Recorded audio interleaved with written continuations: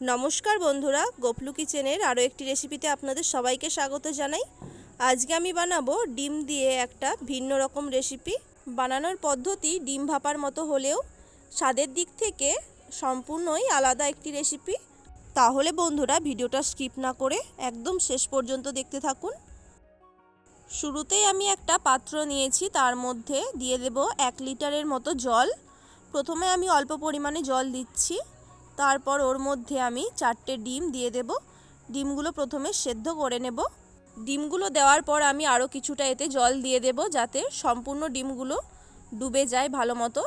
এতে ডিমগুলো কিন্তু খুব ভালো করে সেদ্ধ হয়ে যাবে। আর আমি এর মধ্যে হাফ টিস্পুনের মতো লবণ অ্যাড করেছি। ডিম সেদ্ধ হওয়ার সময় লবণ যোগ করলে কিন্তু ডিমগুলো ফেটে যায় না। এবার জল ভালো মতো ফুটতে শুরু করলে ঢাকা দিয়ে 8 থেকে 10 মিনিটের জন্য ডিমগুলোকে সেদ্ধ করে নেব। প্রায় 10 মিনিট ধরে ডিমগুলোকে সেদ্ধ করে নেওয়ার পর আমি এখানে একবার ঢাকাটা খুলে নিচ্ছি। এই অবস্থাতে কিন্তু আমি গ্যাসের ফ্লেমটা অফ করে দেব। এখানে পুনরায় আমি আবার 5 মিনিটের জন্য ঢাকা দিয়ে রাখবো, যাতে ডিমগুলো ভালো মতো ঠান্ডা হয়ে যায়। অপরদিকে ডিমের এই রেসিপির জন্য আমি একটা মশলা বানিয়ে নিচ্ছি। একটা বাটিতে নিয়ে নেব 2 চামচ হলুদ সর্ষে, ওর সাথে নিয়ে নেব 1 চামচ কালো সর্ষে, আর দিয়ে দেব 2 চামচ পোস্ত। আপনারা চাইলে পোস্তর পরিবর্তে চারমগজও ব্যবহার করতে পারেন। ওর সাথে যোগ করব হাফ টিস্পুনের মতো ডেসিকেটেড কোকোনাট। আপনারা চাইলে এখানে নারকেল কুড়িয়ে নিয়ে সেটিকেও ব্যবহার করতে পারেন। আর ঝালের জন্য দিয়ে দিচ্ছি 2টো কাঁচা লঙ্কা। ঝালের পরিমাণটা এখানে আপনারা সম্পূর্ণ নিজেদের ইচ্ছে মতো নিতে পারেন। সাথে নিয়ে নেব 5টা রসুনের কোয়া, আর সামান্য পরিমাণে লবণ নিয়ে নেব। এখানে অল্প একটু জল দিয়ে মশলাগুলোকে আমি 5 মিনিটের জন্য ভিজিয়ে রাখবো। তারপর মশলাগুলোর একটা মিহি পেস্ট বানিয়ে নেব। সর্ষে বাটার সময় অবশ্যই কিন্তু লবণটা অ্যাড করবেন, না হলে সর্ষে বাটার পর কিন্তু তেতো হয়ে যায়। এদিকে দেখুন ডিমগুলো সেদ্ধ হয়ে যাওয়ার পর কিন্তু খোসাটা ছাড়িয়ে নিয়েছি। আর খোসাটা ছাড়িয়ে নেওয়ার পর ডিমগুলোকে অর্ধেক করে আমি কেটে নিয়েছি। ডিমগুলো ভেজে নেওয়ার জন্য একটা কড়াইয়ের মধ্যে 2 টিস্পুনের মতো সর্ষের তেল দিয়ে দেব। তেল গরম হয়ে গেলে দিয়ে দেব লবণ, হলুদ আর অল্প পরিমাণে লাল লঙ্কার গুঁড়ো। এতে ডিম ভাজার সময় ডিমে একটা সুন্দর কালার আসবে। লবণ আর হলুদ গুঁড়ো মেশানোর সময় কিন্তু আমি গ্যাসের ফ্লেমটা কমিয়েই রেখেছি। এবার ওর মধ্যে ডিমগুলোকে উল্টো করে আমি দিয়ে দেব। কুসুমের দিকটা প্রথমে আমি ভেজে নেব, না হলে ডিমগুলো ভাজার সময় কিন্তু কুসুমগুলো বেরিয়ে যেতে পারে। সব ডিমগুলিই আমি কিন্তু কুসুমের দিকটা আগে ভেজে নিচ্ছি, তাতে ডিমগুলোর কুসুম বেরিয়ে যাবে না। একটা দিক ভাজা হয়ে গেলে আমি প্রত্যেকটা ডিমকে উল্টে আবার ভেজে নেব।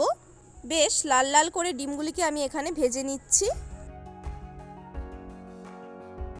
সব ডিমগুলো এখানে আমার ভেজে নেওয়া হয়ে গেছে। এবার এগুলিকে একটা পাত্রে তুলে নিচ্ছি।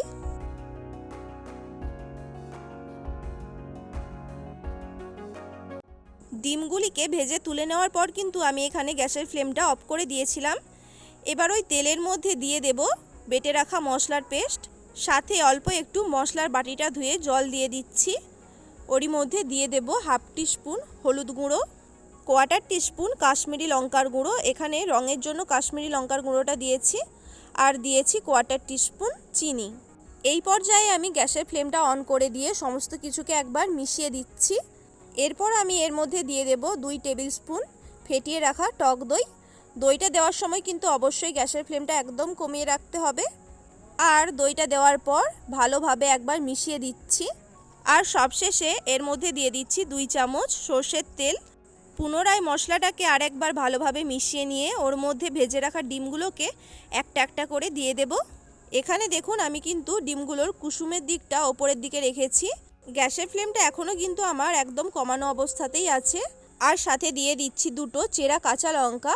এখানে কাঁচা লঙ্কাটা সম্পূর্ণ অপশনাল, আপনারা চাইলে নাও দিতে পারেন। এবার প্রত্যেকটা ডিমের ওপরে একটু করে গ্রেভি তুলে দিচ্ছি, যাতে মশলাটা ঠিকমতো ডিমের মধ্যে ঢুকে যায়। মশলাটা ভালো মতো ডিমের ওপর দিয়ে ঢাকা দিয়ে 1 মিনিট গ্যাসের ফ্লেমটা বাড়িয়ে রান্না করে নেব। 1 মিনিট হাই ফ্লেমে গ্রেভিটা ফুটিয়ে নেওয়ার পর আরও 10 মিনিট একদম গ্যাসের ফ্লেমটা কমিয়ে দিয়ে ডিমটা রান্না হতে দেব। 10 মিনিট পর আমি এখানে গ্যাসের ফ্লেমটা বন্ধ করে রেখেছিলাম। তারপর আরও 5 মিনিট ঢাকা দেওয়া অবস্থাতেই রেখে দিয়েছিলাম রেস্টিং টাইমে। হাতে সময় কম থাকলে কিন্তু গরম ভাতের সাথে এই ডিম ভাপার রেসিপিটা অবশ্যই ট্রাই করতে পারেন। রেসিপিটা ভালো লাগলে অবশ্যই একটি লাইক করে দেবেন, আর প্লিজ চ্যানেলটি সাবস্ক্রাইব করে পাশে থাকা বেল আইকনটি অবশ্যই প্রেস করে দেবেন। সবাই ভালো থাকবেন, সুস্থ থাকবেন। রেসিপিটা সম্পূর্ণ দেখার জন্য অসংখ্য ধন্যবাদ। ফিরে আসবো এরকমই একটা নতুন রেসিপির ভিডিও নিয়ে।